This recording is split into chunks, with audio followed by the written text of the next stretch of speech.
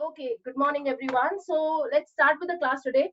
And we have received one doubt for the re-explanation of deferred revenue expenditure. So deferred revenue expenditure, not going as per what is written in the book, but let's understand the meaning in the general terms. Revenue expenditure का मतलब होता है कोई भी खर्च जिसको हम इस साल में करते हैं और जिसका बेनिफिट भी हम इसी साल में रिसीव कर लेते हैं. जैसे अगर मैंने इलेक्ट्रिसिटी यूज की तो उसका बिल भी मुझे इसी साल में पे करना होगा. सिमिलरली अगर मैंने लेबर से काम करवाया है तो लेबर को मुझे वेजेस भी इसी साल में पे करने पड़ेंगे, right? So that means everything that we are using, the services, the benefits that we are availing in this current year, उसका पेमेंट, उसका जो सर्विस के अगेंस्ट आपका अमाउंट ड्यू बनता है उसको आपको पे करना होता है. So that you will be paying within this accounting period only, right? So this is revenue expenditure. जब रेवेन्यू एक्सपेंडिचर के अंदर वर्ड डेफर्ड जुड़ जाता है तो इसका मतलब होता है कि कोई ऐसा एक्सपेंडिचर जिसको आपने पे तो अभी किया मगर जिसका बेनिफिट आपको एक अकाउंटिंग ईयर से ज्यादा में मिलेगा. अब अकाउंटिंग पीरियड क्या होता है या अकाउंटिंग ईयर क्या होता है? अकाउंट्स जब भी हम बनाते हैं तो हम बनाते हैं अकाउंटिंग पीरियड कॉन्सेप्ट पे. Now what is accounting period concept, ये हम थर्ड चैप्टर में अभी पढ़ेंगे.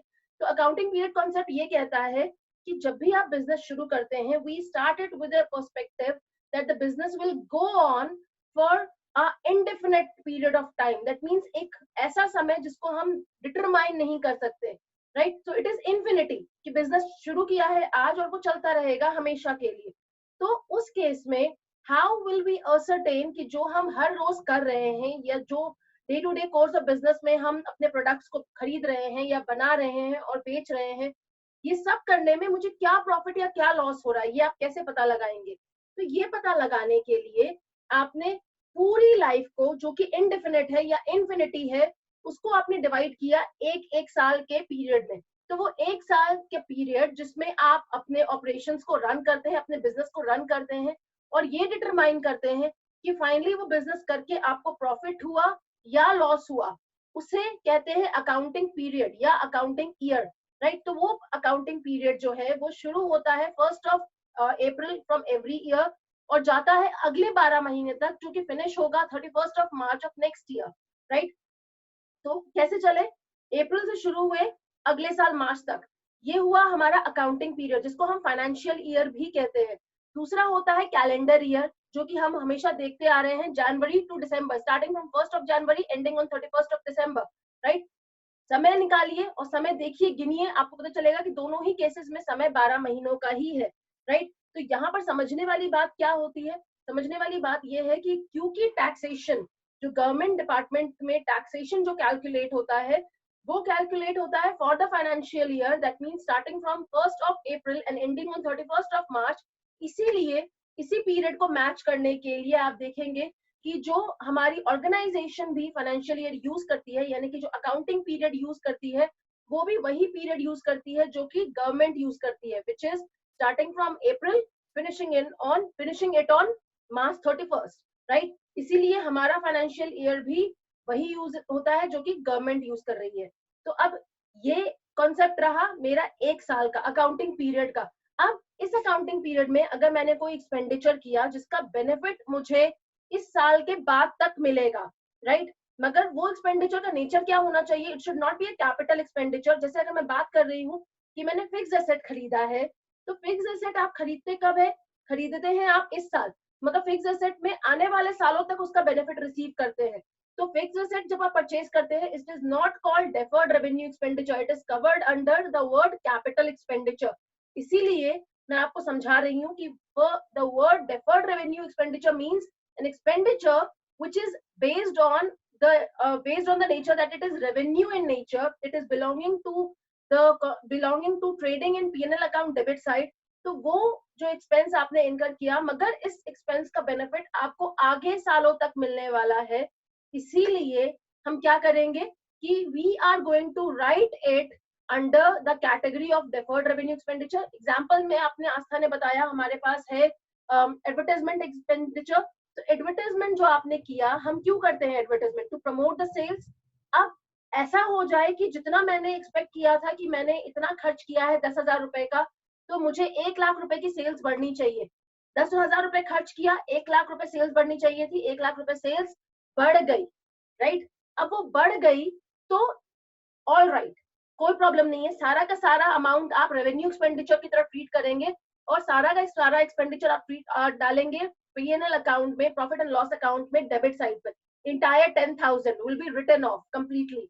उस केस में ये डेफर्ड रेवेन्यू नहीं हुआ, राइट? मगर अगर ऑन द कॉन्ट्ररी हम इसके लिए ये बात करें कि 10,000 रुपए मैंने खर्चा किया, 1 लाख मेरी जो सेल्स थी वो बढ़नी चाहिए थी, मतलब 10,000 मेरा कॉस्ट है जो मैंने एडवर्टाइजमेंट पे इनकर किया है, बेनिफिट उसका है 1 लाख रुपए जो मुझे सेल्स के इंक्रीज में दिखना चाहिए था। इस साल मेरी सिर्फ 50,000 ही सेल्स बढ़ी है, राइट? तो 10,000 के अगेंस्ट मुझे 50,000 बढ़ा, तो कितना राइट ऑफ करेंगे? 50% ऑफ 10,000 विच इज 5,000 रुपीज। तो 5,000 को आप राइट ऑफ कीजिए, लिखा जाएगा प्रॉफिट एंड लॉस अकाउंट में to advertisement expenditure written off, right? ये दिखाएगा कि ये वो एक्सपेंस का हिस्सा है जो कि आपने इनकर किया और इसको आपने रिकवर कर लिया, मतलब इसका बेनिफिट आपको रिसीव हो चुका है। तो वो आप लिखेंगे 5,000 रुपए।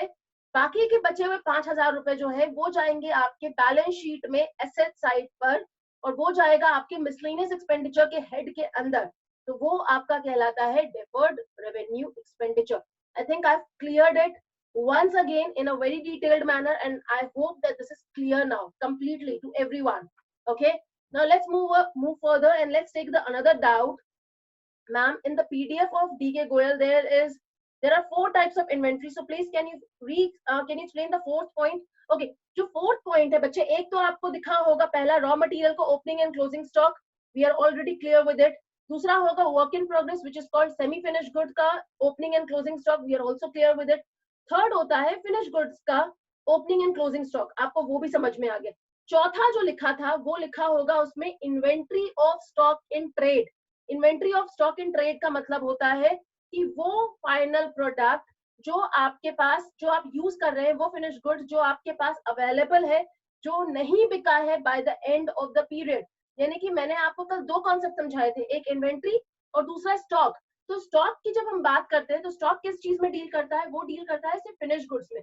तो फिनिश गुड्स का जो स्टॉक, जो अमाउंट, जो मटेरियल जो नहीं बिका और जो आपके पास अवेलेबल है by the end of the period which is lying unsold in the organization is called the closing stock of inventory of stock in trade, or also known as closing stock in trade. तो ये दोनों चीजें एक ही है, यानी कि stock in trade जो अपने आप में पूरा कॉन्सेप्ट है और inventory of stock in trade, ये दोनों चीजें जब आप देखेंगे तो ये एक ही है, right? That means we are talking about the closing stock which is lying unsold in the organization, which is available in the organization by the end of this financial year.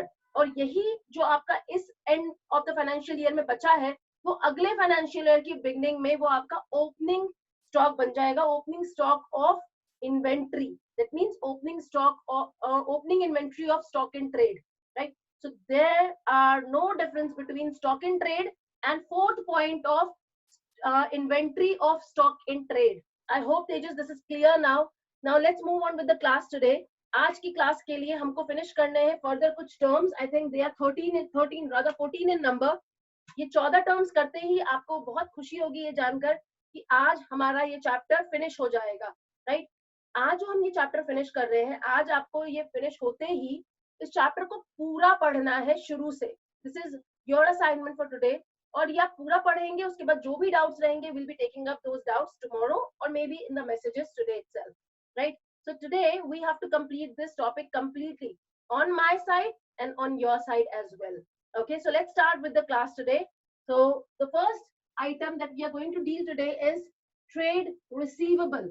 Okay, trade receivable का मतलब होता है it is a composition of bill receivable and debtor. मतलब जब दोनों को हम club कर देते हैं तो इन दोनों का टोटल जो होता है वो कहलाता है आपका ट्रेड रिसीवेबल। ओके, अब बिल रिसीवेबल और डेटर क्या होता है, ये दोनों का कॉन्सेप्ट हम एक बार फिर से समझ लेते हैं। इसके लिए हम एक एग्जांपल लेंगे क्रेडिट ट्रांजैक्शन का, जो मैंने यहाँ पे लिखा है आपके लिए, ध्यान से देखेंगे।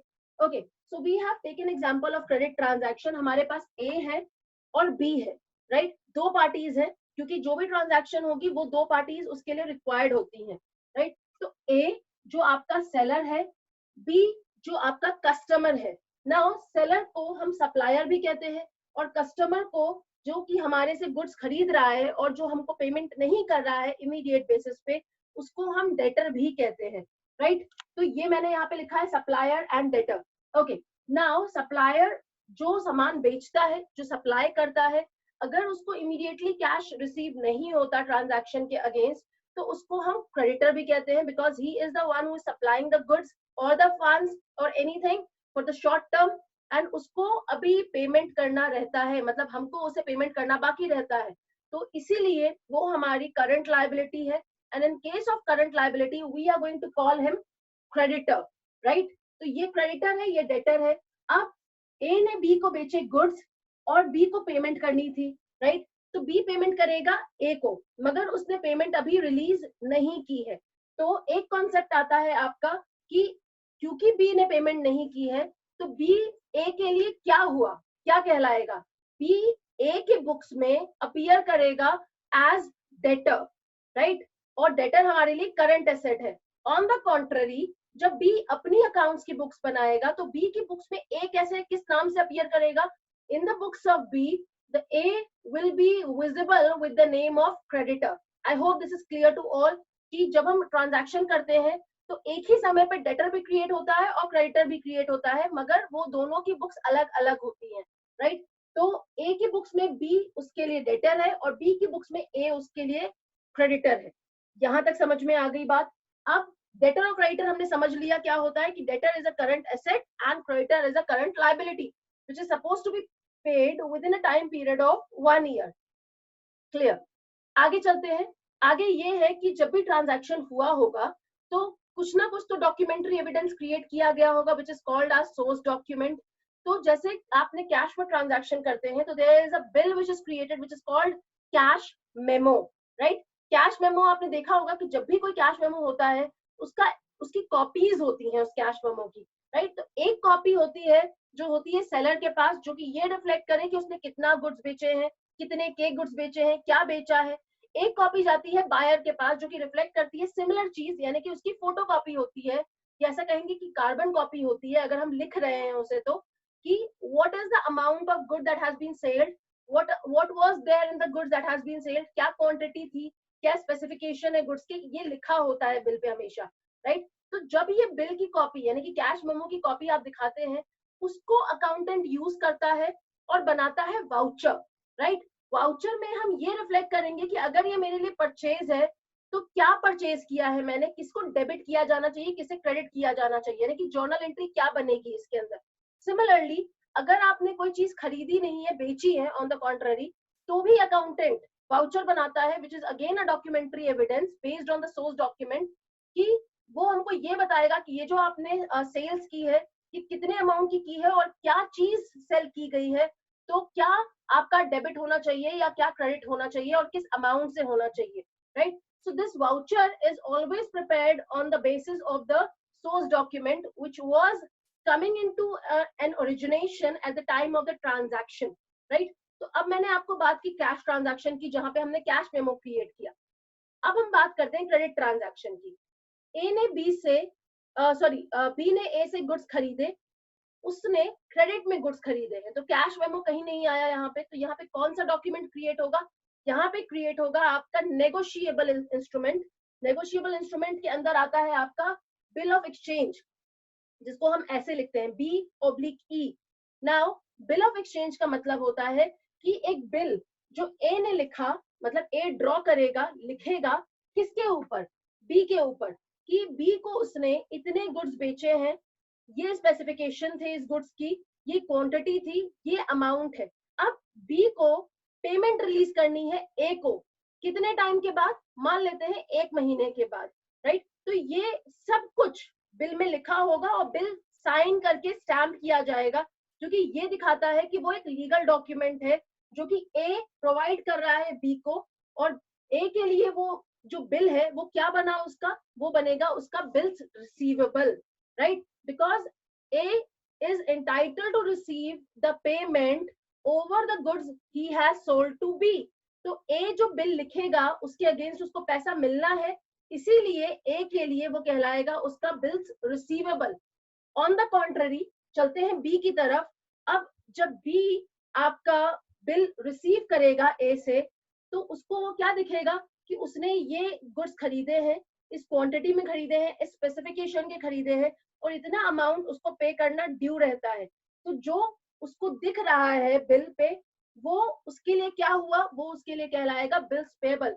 तो बी क्या करेगा, बी उस बिल पे एक्सेप्टेंस देगा कि ही एक्सेप्ट्स कि ये ट्रांजैक्शन हुई है और ये अमाउंट उसको पे करना रहता है to A, which is the another party, which is the creditor for B. तो बी के लिए वो उसका बिल क्या कहलाएगा, बी के लिए उसके लिए कहलाएगा बिल्स पेबल। बिल्स पेबल इसलिए कहा गया बिकॉज उसको पे करना है उस बिल के अगेंस्ट टू ए, राइट। तो अब यहाँ पे हमने समझ लिया कि ए ने जो बिल लिखा वो उसके लिए कहलाएगा बिल्स रिसीवेबल और बी के लिए कहलाएगा बिल्स पेएबल। ऑपोजिट है, जैसे डेटर और क्रेडिटर ऑपोजिट है, वैसे ही बिल्स पेएबल और बिल्स रिसीवेबल भी ऑपोजिट चलते हैं एक दूसरे के। तो ट्रेड रिसीवेबल का जब हम कॉन्सेप्ट पढ़ते हैं, तो trade receivable is a combination of bills receivable and debtors. Okay, I hope this is very much clear. ये ट्रांजैक्शन देखकर आपको सब समझ में आ जाएगा साफ साफ। नेक्स्ट है ट्रेड पेएबल। ट्रेड पेएबल भी हमने अभी अभी फिनिश कर लिया। Trade payable is a combination of creditor and bills payable. ऊपर क्या था, ट्रेड रिसीवेबल, यानी कि हमारे लिए करंट एसेट है, तो करंट एसेट में हमको कहां से पैसे रिसीव करने होते हैं, एक तो डेटर से रिसीव करना है, दूसरा बिल्स रिसीवेबल से रिसीव करना है। अब आया इसका ऑपोजिट, यानी कि इसका उल्टा, रिवर्स, तो वो है हमारा ट्रेड पेएबल। ट्रेड पेएबल में हमको पेमेंट कहाँ करनी है, which is the current liability which we have to pay, right. तो ये हमारे लिए है bills payable plus creditor, right. तो बिल्स पेएबल भी मैंने आपको समझा दिया अभी अभी, और क्रेडिटर भी समझा दिया है। तो ये दोनों एक दूसरे के ऑपोजिट है कॉन्सेप्ट्स। ओके, अगला हमारे पास आज का टर्म है which is cost. Okay, so cost is the amount of resources given up in exchange of some goods or services. आपने जब प्रोडक्ट को बनाया, तो प्रोडक्ट को बनाने में आपकी कॉस्ट लगी, that is called the cost of production. Then product को बनाकर आपने बेचा, राइट। तो प्रोडक्ट को बनाकर बेचने में भी आपकी कॉस्ट लगी होगी, वो कहलाता है आपका कॉस्ट ऑफ गुड्स सोल्ड। तो ये सब जो कॉस्ट होती है, जो अलग अलग लेवल पे निकाली जाती है, वो क्यों निकाल रहे हैं हम, to determine that what all expenses we have already incurred for producing the commodity, then in the office or at the sales of that commodity which we have produced, वो सबको जब हम टोटल करते हैं तो वो हमारा आता है टोटल कॉस्ट, राइट। सिमिलरली जब हम फिक्स्ड एसेट परचेज करते हैं, तो फिक्स्ड एसेट परचेज करने की भी जो कॉस्ट आती है, that is called the purchase price of that fixed asset, right. So the cost of that fixed asset, इस तरह से हम उसको ट्रीट कर सकते हैं। तो बेसिकली कॉस्ट का मतलब क्या हुआ कि किसी भी गुड्स या सर्विसेज को बनाने के लिए जो आपने पेमेंट की हो, उसे कॉस्ट कहा जाता है, या फिर किसी फिक्स्ड एसेट को परचेज करने के लिए जो आपने पेमेंट की हो, उसे भी उस फिक्स्ड एसेट का कॉस्ट ही कहा जाएगा। तो कॉस्ट का जो मीनिंग है वो अलग अलग पर्सपेक्टिव में अलग अलग हो जाता है। जैसे अगर मैं कहूंगी फिक्स्ड एसेट को परचेज करने के रिलेशन में, तो it is a fixed asset के केस में क्या होगा कि फिक्स्ड एसेट को परचेज करके आप लेकर आए, प्लस आपने उसको इंस्टॉल करवाया, तो इंस्टॉल करवाने के लिए जो आपको पैसा लगा वो टोटल उसकी कॉस्ट में ऐड हो जाएगा, so that will be called your cost of fixed asset, right.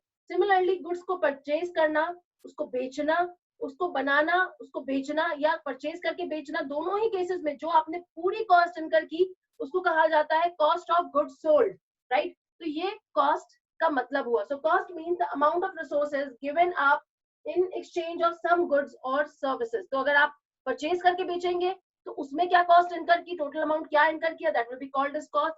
और अगर आप बनाकर बेच रहे हैं, तो बनाकर बेचने में आपको कितनी कॉस्ट लगी, वो भी आपकी कॉस्ट ही कहलाती है।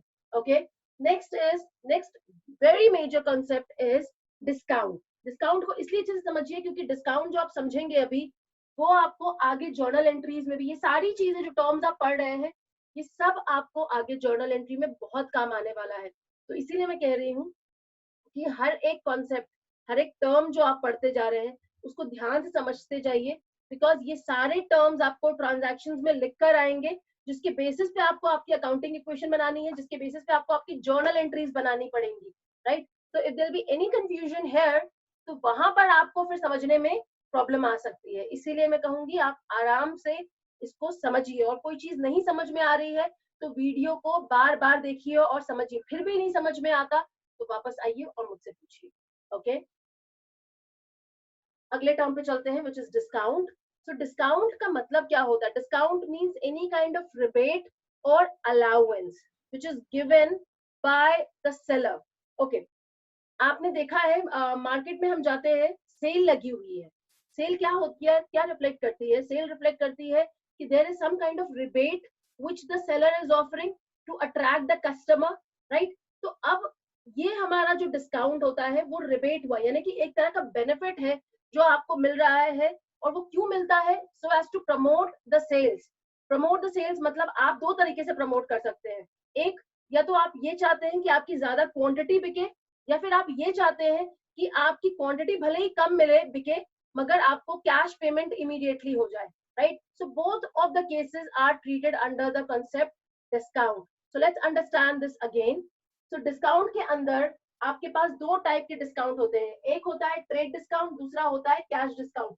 अगर आप ध्यान से देखेंगे तो मैंने यहाँ पे आपके लिए ऑलरेडी लिख कर रखा है कि ट्रेड डिस्काउंट का मतलब क्या होता है कि जब भी बायर बल्क क्वांटिटी में परचेज करता है, बल्क मतलब लार्ज क्वांटिटी में, लमसम क्वांटिटी में परचेज करता है, तो जो अलाउंस, जो रिडक्शन उसको दिया जाता है प्राइस में, एमआरपी में, वो कहलाता है उसको trade discount, right? That means trade discount का मतलब हुआ कि जब भी आप मान लीजिए खरीदने गए थे, एक यूनिट खरीद लिया, 100 यूनिट, 100 यूनिट में आपको लगता है कि आपको सेलर कुछ फायदा देगा, तो वो जो अपना जो बिल बनाएगा उसमें जो आपको रिडक्शन देगा, that is called the trade discount. दूसरा होता है कैश डिस्काउंट।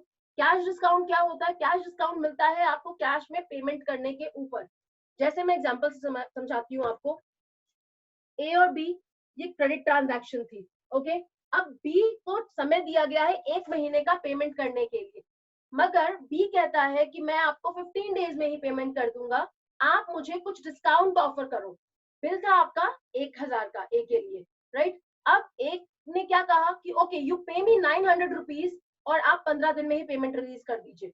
तो ये 900 की जो पेमेंट हुई है उसमें जो 100 रुपीज का अलाउंस मिला है, जो रिबेट मिला है, that is called cash discount. That means वो कैश डिस्काउंट ए ने क्यों अलाउ किया? क्योंकि जो महीने भर का समय था जो कि अलाउ किया गया था उसको पेमेंट करने के लिए बी को, उसको बी ने रिड्यूस किया और वो उसको जल्दी पेमेंट कर रहा है, राइट? तो वो उसको 900 पेमेंट कर देगा और वो ट्रांजैक्शन वहीं सेटल हो जाएगा। तो जो 100 रुपीज का यहाँ पे डिस्काउंट मिला है उसे हम कहेंगे कैश डिस्काउंट। या फिर बी ने जैसे ही ए से बिल रिसीव किया, इमीडिएटली वो कह देता है कि okay let me make the payment right away और आप मुझे डिस्काउंट ऑफर करो, और उसके अगेंस्ट ए आपको 200 रुपए का डिस्काउंट दे देता है। तो ये जो डिस्काउंट ए दे रहा है 200 रुपए का, ये भी कहलाएगा आपका cash discount, right? Means right everyone that every amount which has been reduced from the bill because of the reason that the cash payment is released early, that is before the due date or before the date which has been prescribed। तो उस case में जो भी allowance या जो भी reduction मिलती है उस बिल में उसे कहा जाता है cash discount. I hope this is clear to all, okay? इसका अकाउंटिंग ट्रीटमेंट कैसे होता है, किसे शो करेंगे, कैसे शो करेंगे, वो हम सब समझेंगे जब हम जर्नल एंट्रीज करेंगे। अभी के लिए यहाँ पर इतना ही, आगे चलते हैं अगले टर्म पे। ओके, अगला टर्म है आपका वाउचर।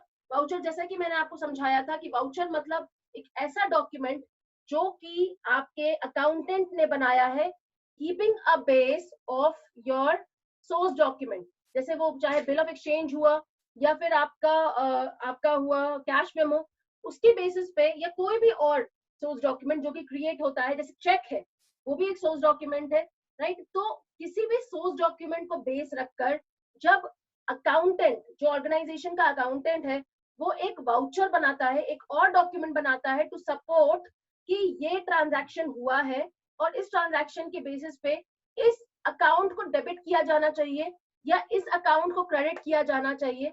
तो ये वाउचर में जो वो लिख रहा है, इसके बेस पे, मतलब इस वाउचर के बेस पे अकाउंटेंट जर्नल एंट्री बनाता है, राइट?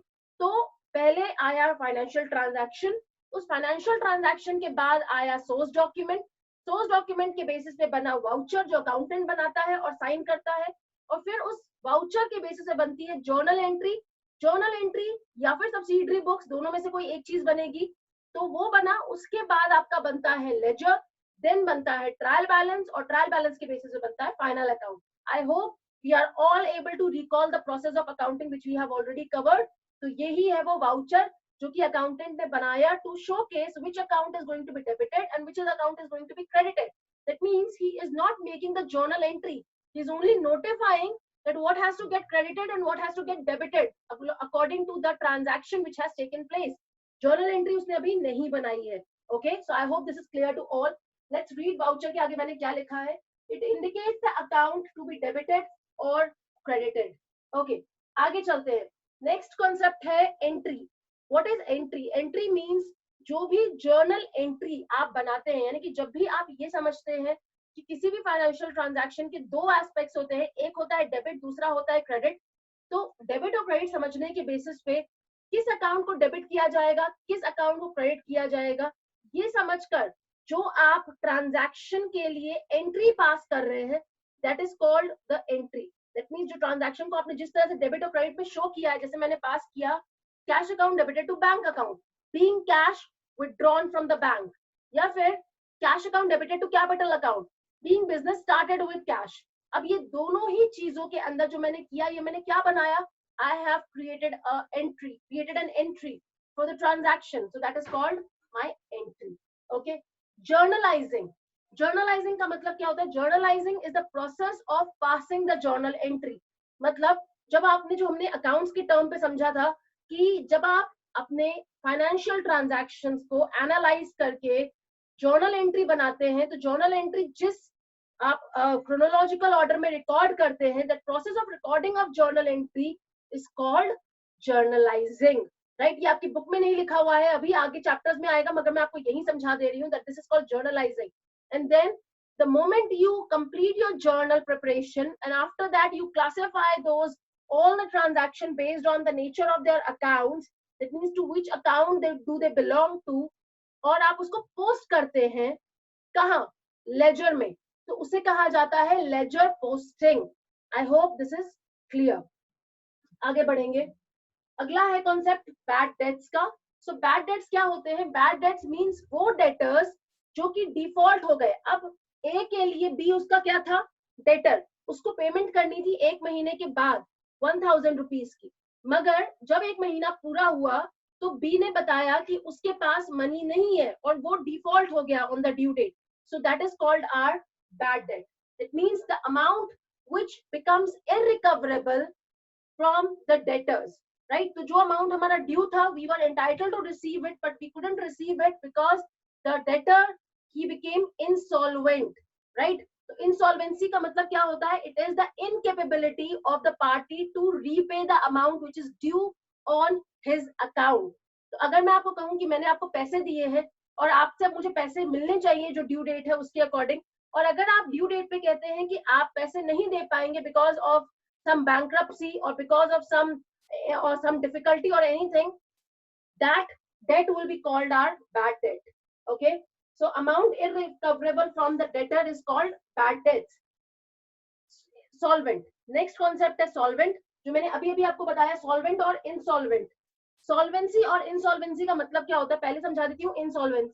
insolvency का मतलब होता है कि अगर आपका डेटर आपको पेमेंट रिलीज नहीं कर पाया टाइम पर because of the incapability, because of the bankruptcy or because of any such reason, तो वो उसकी इनकेपेबिलिटी जो है वो कहलाती है उसकी इंसॉल्वेंसी। मतलब the debtor has declared himself as insolvent, that means incapacity to pay, incapability, right?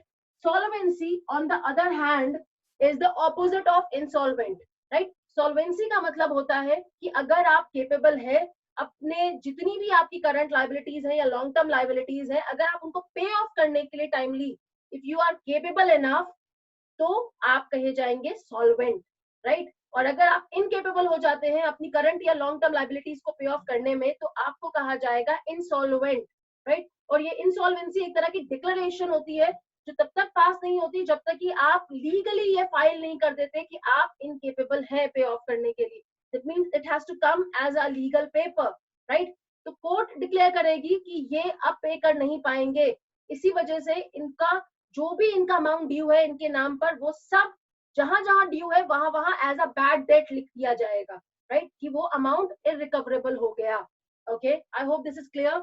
आगे बढ़ेंगे। Next is stores. Okay, stores को बहुत कॉमनली अकाउंट्स में कंज्यूमेबल स्टोर्स भी कहा जाता है। So stores are basically your fixed assets, that means anything which a business is maintaining so as to maintain or upkeep its fixed asset, जैसे oil, grease, cotton, anything, right? So basically anything which a business will be maintaining so that it can utilizing it for the purpose of maintaining the machines, maintaining its fixed assets, right? तो उसको कहा जाता है stores, और वो business use करता है खुद के कंजम्पशन के लिए, मतलब अपने ही असेट्स को मेंटेन करने के लिए, right? So that is called the stores. Next is revenue और टर्नओवर। व्हाट इज रेवेन्यू और व्हाट इज टर्नओवर? मैंने कल भी बताया था, जब हम जिस चीज में डील कर रहे होते हैं उसे कहा जाता है गुड्स, राइट?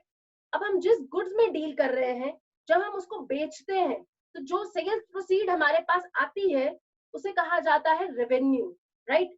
उस रेवेन्यू में से हम माइनस करते हैं टोटल कॉस्ट जो मैंने इनकर की थी उस गुड्स को बनाने के लिए, तो मेरे पास आता है प्रॉफिट, या हम जिसको कहते हैं इनकम भी, राइट? तो अब हम बात करते हैं कि टर्नओवर क्या हुआ। टर्नओवर का मतलब हुआ कि पूरे साल आपने कितनी सेल्स की, कितना सेल्स जनरेट किया in terms of units, in terms of amount, उसे कहा जाएगा turnover, right? That means the revenue which you have collected throughout the year by selling the goods which you are dealing in the day-to-day course of your business is called turnover. It can be also termed in number of units, right? अगला है entity. Entity word मैं बहुत पहले से use करती आ रही हूँ आपके साथ, आपको अभी मैं दिखा रही हूँ। It is ENTITY। एंटिटी का मतलब होता है कोई भी इकोनॉमिक यूनिट। अगर मैं कहूँ कि I am a natural entity, a human being, right? एक ऑर्गेनाइजेशन होती है जिसको आपने बिजनेस करने के लिए बनाया है, so that is an economic entity. So business is an economic entity which is created under law or by following the formalities given under the law, and उसको फॉलो करके जब आप किसी इकोनॉमिक एंटिटी को एग्जिस्टेंस में लेकर आते हैं and the purpose is to earn profit, it is called economic entity, right? So entity मैं फिर से एक बार समझा देती हूँ, any business that is being created under the law which is in existence right now, so that law actually makes you capable of forming a company or an organization. So that organization has been formed with an objective of earning profit, so that unit which you have created, that organization that you have created, in terms of accounts we are going to call it entity. Okay, the session is going to time out. Please reconnect if we are unable to finish. Next is livestock, the second last one. Livestock means any domestic animal that you are holding. तो जैसे अगर कोई organisation है वो horse cart रखती है या bullock cart रखती है अपने गुड्स को ट्रांसपोर्ट करने के लिए, that is called livestock. Livestock is also a fixed asset shown on the asset side in the balance sheet. The last is investment.